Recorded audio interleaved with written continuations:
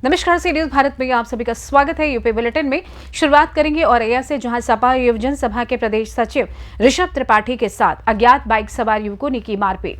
साथ ही आगे बात होगी आजमगढ़ की, जहां यूपी बोर्ड द्वारा आयोजित होने वाले हाई स्कूल इंटरमीडिएट की बोर्ड परीक्षाओं के दृष्टिगत वरिष्ठ पुलिस अधीक्षक हेमराज मीणा ने स्ट्रांग रूम का किया निरीक्षण। आगे बात होगी एटा की, जहां नगला मिट्ठू गांव में विवाहिता की संदिग्ध परिस्थितियों में हुई मौत। इन तमाम खबरों पर करेंगे विस्तार से चर्चा। सपा युवजन सभा के प्रदेश सचिव ऋषभ त्रिपाठी और सोनू के साथ अज्ञात बाइक सवार युवकों ने की मारपीट। बाइक से निमंत्रण कर घर वापसी आ रहे सपा प्रदेश सचिव के साथ युवकों ने धारदार हथियार से किया हमला। ऋषभ त्रिपाठी प्रदेश सचिव युवजन सभा के द्वारा शोरगुल मचाने पर आए आसपास के लोगों को देखकर भागे काले पल्सर सवार युवक। सूचना पर पहुंची 112 पुलिस ने घायल नेता को प्राथमिक उपचार के लिए जिला अस्पताल में भर्ती कराया। वहीं सपा युवजन सभा के प्रदेश सचिव ऋषभ त्रिपाठी और सोनू ने पुलिस को तहरीर दी और आरोपियों पर कार्रवाई की मांग की। औरैया सदर कोतवाली क्षेत्र के ब्लॉक गेट के पास रात्रि करीब 10 बजे की घटना बताई जा रही है। जानते हैं सपा युवजन सभा के प्रदेश सचिव ऋषभ त्रिपाठी और सोनू का क्या कुछ कहना था। क्या करते हैं? हम समाजवादी पार्टी से जुड़े हुए हैं, प्रदेश सचिव हैं वर्तमान युवजन सभा में। क्या घटना हुई है आपके साथ जो आपने एप्लीकेशन दी है? कल रात को 9:30 बजे हम वृंदावन धाम गेस्ट हाउस से वापस आ रहे थे। यहाँ जो ब्लॉक गेट पे हमारा प्रतिष्ठान जयंती मेडिकल स्टोर है और पांडे गेस्ट हाउस के पीछे हमारा मकान है, तो यहीं अंदर से ही जाते हैं। तो यहाँ जा रहे थे, जज जो डिस्ट्रिक्ट जज का आवास है उनके जस्ट सामने सीडीओ बंगला भी वहीं पे है। तो दो लड़के, पल्सर गाड़ी थी ब्लैक कलर की, मुंह बांधे हुए थे। उन्होंने आकर अचानक हमारे हाथ में यहाँ पर जो है कोई धारदार चीज़ मार दी और दूसरे लड़के ने भी मारा, तो हमारी शर्ट में, इनर में यहाँ पे फंस गया और गर्दन में भी थोड़ी चोट आई। और इतना होने के वजह से हम बाइक से थे बुलेट से, तो हमारा एक्सीलेटर बढ़ गया, तो जो है हम गिर गए और बाइक जो है अलग टकरा गई यहाँ से। तो लड़के जब हमें ये मार रहे थे तब उनका कहना ये था आपस में कि यही है। और जब हम गिर गए तो हमने सामने लड़के खड़े थे जाने के लिए, भागने के लिए, तो जब हम गिर गए तो उन्होंने दोबारा आने की कोशिश की, तो तभी हमें थोड़ा भय लगा, हमने कि ये मार देंगे हमें, तो हम चिल्लाने लगे बुरी तरीके से। तो आसपास के लोग तुरंत ही वहाँ भाग कर आए, तभी वो लोग भाग गए। पुलिस को सूचना दी गई, तहरीर कोई दी गई? हाँ, क्या? पुलिस को तुरंत हमने फ़ोन किया था, 112 नंबर पुलिस आई थी। फिर जो है हॉस्पिटल गए थे, तो वहाँ ये पट्टी बांधी गई, इंजेक्शन वगैरह लगे। लगभग 1 बजे करीबन हम घर आ गए थे। आज सुबह भी हम गए थे कोतवाली में, तो हमने जो है एप्लीकेशन दी। तो साहब का कहना है कि हम थोड़ा पहले अपनी छानबीन कर लें, उसके बाद जो है आपका मुकदमा लिखेंगे। क्या कार्रवाई की गई पुलिस की? अभी तक तो कोई कार्रवाई नहीं की गई। 2 पुलिस वाले जो आए थे तो और प्रतिष्ठानों पे देखा कि कैमरे लगे हैं नहीं लगे हैं। हालांकि कैमरा यहाँ कहीं नहीं लगा था, एक बालाई सीट हाउस पे कैमरा लगा था, वहाँ देखा, हमने भी जाके देखा, खुद चेक किया जाके। पुलिस द्वारा भी चेक नहीं किया गया, हमने खुद जाके चेक किया था। तो उसमें जो रात का सीन वो है तो साफ नहीं आ रहा है, ब्लैकनेस दिखाई दे रहा है उसमें। और एएससी न्यूज संवाददाता राजेश मिश्रा की रिपोर्ट। जिलाधिकारी आजमगढ़ नवनीत सिंह चहल व वरिष्ठ पुलिस अधीक्षक आजमगढ़ हेमराज मीणा द्वारा यूपी बोर्ड द्वारा आयोजित होने वाले हाई स्कूल इंटरमीडिएट की बोर्ड परीक्षाओं के दृष्टिगत स्ट्रांग रूम का निरीक्षण कर सुरक्षा व्यवस्था का जायजा लिया गया। दिनांक 22 फरवरी 2025 को जिलाधिकारी आजमगढ़ नवनीत सिंह चहल व वरिष्ठ पुलिस अधीक्षक आजमगढ़ हेमराज मीणा द्वारा जनपद आजमगढ़ के गवर्नमेंट गर्ल्स इंटर कॉलेज पर बने हुए स्ट्रांग रूम का निरीक्षण कर सीसीटीवी कैमरों को चेक किया गया। ड्यूटी पर तैनात कर्मचारीगणों को आवश्यक दिशा निर्देश देकर सुरक्षा व्यवस्था का जायजा लिया गया। आजमगढ़ से सी न्यूज संवाददाता सीबी भास्कर की रिपोर्ट।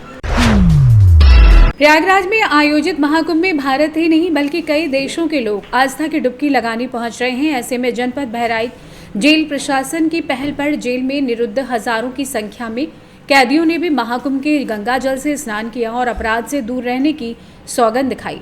जेल अधीक्षक राजेश यादव ने बताया कि वर्तमान समय में महाकुंभ की चर्चा चारों तरफ फैली हुई है।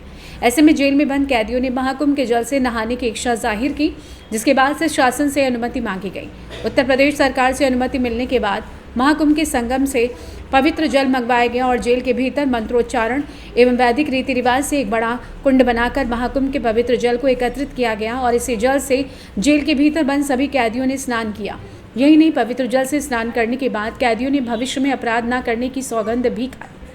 जेल प्रशासन द्वारा किए गए इस अनूठे पहल की चर्चा हर तरफ हो रही है। जानते हैं जेल अधीक्षक बहराइच राजेश यादव का और क्या कुछ कहना था। मुख्यालय के निर्देशानुक्रम में यहाँ के बंदियों को नहाने के लिए संगम से गंगा जल मंगवाया गया था और उसको एक कुंड की स्थापना करवा के समस्त बंदियों के लिए जो इच्छुक थे उनको नहाने की व्यवस्था करवाई गई है। क्या इसमें महिलाएं पुरुष? हाँ, महिलाओं के लिए भी अलग से जल भिजवाया गया था और लगभग 900 के आसपास बंदी निरुद्ध हैं, जिसमें ज़्यादातर जो इच्छुक थे उनको स्नान करवाया गया है। बहराइच से सी न्यूज़ संवाददाता कृष्णचंद्र शुक्ला की रिपोर्ट।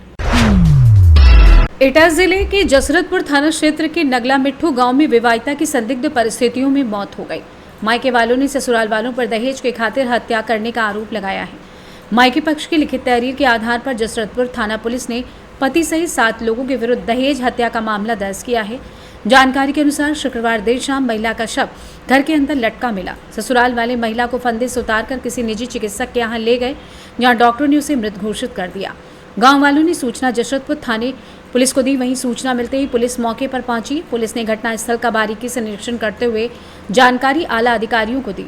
क्षेत्राधिकारी अलीगंज ने घटनास्थल का बारीकी से निरीक्षण किया। मौके पर फील्ड यूनिट और डॉग स्क्वाड की टीम को बुलाया गया। जांच एजेंसियों ने साक्ष्य संकलित कर जांच पड़ताल शुरू कर दी है। पुलिस ने देर रात सबको कब्जे में लेकर पंचनामा की प्रक्रिया पूर्ण कर पोस्टमार्टम के लिए जिला मुख्यालय भेज दिया है। मायके पर पहुंचे वहीं मायके वालों ने दहेज के खातिर हत्या किए जाने का गंभीर आरोप लगाया और लिखित तहरीर दी है एवं 7 लोगों के विरुद्ध पुलिस ने FIR पंजीकृत कर जांच पड़ताल शुरू कर दी है। मृतका के भाई रंजीत कुमार निवासी सरायाघाट ने बताया कि मेरी बहन की दहेज की खातिर हत्या की गई है। 1 लाख रुपए की डिमांड की जा रही थी। बहनोई और उसके परिवार के लोग दहेज के खातिर अक्सर प्रताड़ित करते रहते हैं। मामले पर थाना प्रभारी जसरतपुर विनोद कुमार ने जानकारी देते हुए घटना की सूचना मिलते ही पुलिस मौके पर पहुंची और शव को कब्जे में लेकर पोस्टमार्टम हेतु भेज दिया गया है। रंजीत कुमार। कहाँ के रहने वाले हैं आप? ग्राम सराय। क्या घटना हुई है? हमारी बहन को जबरदस्ती मार डाला। किन लोगों ने मारा है? ससुराली जिन्होंने। किस बात को कोई विवाद था, क्या था? दहेज को लेकर विवाद था पूरा। क्या चीज मांग रहे थे दहेज में ये लोग? 1 लाख रुपया, 1 चैन, 2 अंगूठी। ये हमसे कल भी कहा और मेरे पास इसका रिकॉर्डिंग कॉल रिकॉर्डिंग। कौन मांग रहा था ये?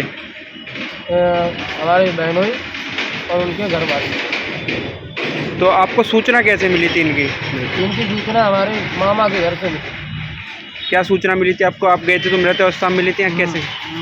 मरी बेड पर लेटी हुई। आपको क्या लगता है क्या हुआ इनके साथ? इन्हें मारा गया पूरी तरह से। एटा से सी न्यूज़ संवाददाता शिवम गुप्ता की रिपोर्ट।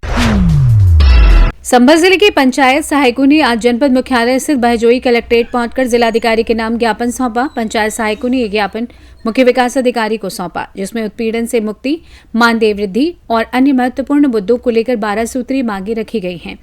पंचायत सहायकों ने बताया कि उन्हें कार्यस्थल पर कई तरीके की समस्याओं का सामना करना पड़ रहा है, जिसमें उत्पीड़न और वित्तीय असुरक्षा प्रमुख हैं। उन्होंने मांग की है कि उनके मानदेय में तत्काल वृद्धि की जाए और कार्यालयीन वातावरण को उत्पीड़न मुक्त बनाया जाए। इसके अलावा उन्होंने समय पर भुगतान, कार्य सुविधाओं में सुधार और सेवा शर्तों में बदलाव जैसे मुद्दों को भी ज्ञापन में शामिल किया। ज्ञापन सौंपने के बाद पंचायत सहायकों ने कहा कि यदि उनकी मांगों पर जल्द ध्यान नहीं दिया गया तो वे आंदोलन के लिए मजबूर होंगे। उन्होंने प्रशासन से अपनी मांगों को गंभीरता से लेने और त्वरित कार्रवाई करने की अपील की है। मुख्य विकास अधिकारी ने पंचायत सहायकों की मांगों को सुना और उन्हें आश्वासन दिया कि उनकी समस्याओं को प्रशासन के समक्ष उचित ढंग से रखा जाएगा। साथ ही उन्होंने इस मामले पर शीघ्र निर्णय लेने का भरोसा दिलाया। इस घटनाक्रम के बाद पंचायत सहायकों ने शांतिपूर्ण ढंग से अपना विरोध प्रदर्शन समाप्त किया और प्रशासन द्वारा उचित कदम उठाए जाने की उम्मीद जताई है। संभल से सी न्यूज़ संवाददाता राहुल उठवाल की रिपोर्ट। फिलहाल के लिए इस खास बुलेटिन में बस इतना ही। देश दुनिया की तमाम बड़ी खबरों को जानने के लिए जुड़े रहिए सी न्यूज़ भारत के साथ। हर खबर आपके साथ, आपके हाथ।